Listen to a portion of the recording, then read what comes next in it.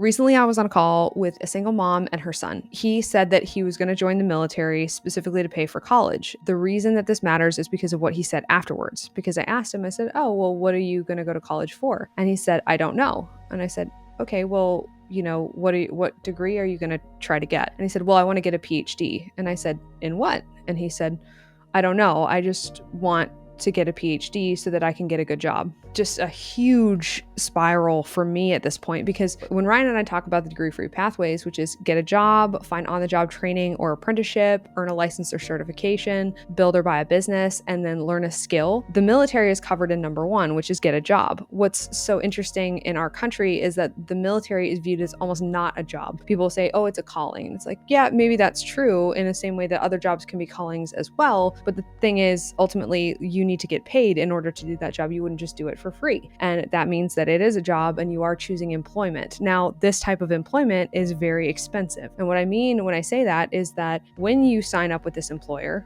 being the US government, your location is no longer in your hands. You cannot decide where you live when you go. Your schedule is no longer in your hands. You cannot leave. And then your pay is no longer in your hands. You cannot negotiate. And not only that, but then your work environment is also not in your control. And these things are very important because you're giving up control of those things for 4 to 6 years. And the difference between the military and college is that you can leave college. You cannot leave the military. And that's why this is such a heavy, heavy decision, because it's a one-way decision, just like student debt, not going to college per se, but the student debt, in the same way that this is a very weighty, expensive decision. And so for this young man to say, because he had gotten good grades and because he had been told in school that he should go into an academic track, this was something that he had just been told, like, you should go to college and you should go get a PhD. That's a multiple tens of $1,000s decision. Not only that, but the way he was going to pay for it was not just in time, because even the GI Bill is not going to cover all of that, was the time.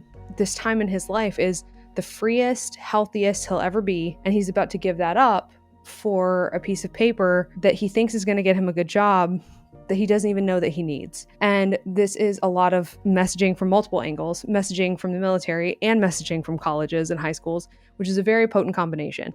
I don't tell people not to go to college. What I do is try to make sure that if they're going to go, it has an actual functional purpose. And in this case, I could just see years stretched out into the future, and it was such a bummer of just regret for going into the military and giving away all of that agency so early in your life, because by the time he finishes with even a bachelor's degree, likely he'll be probably 30, 31 years old by the time he's done with the military and college. So just like that, a decade of his life is gone because he thought he needed to go to college to get a good job.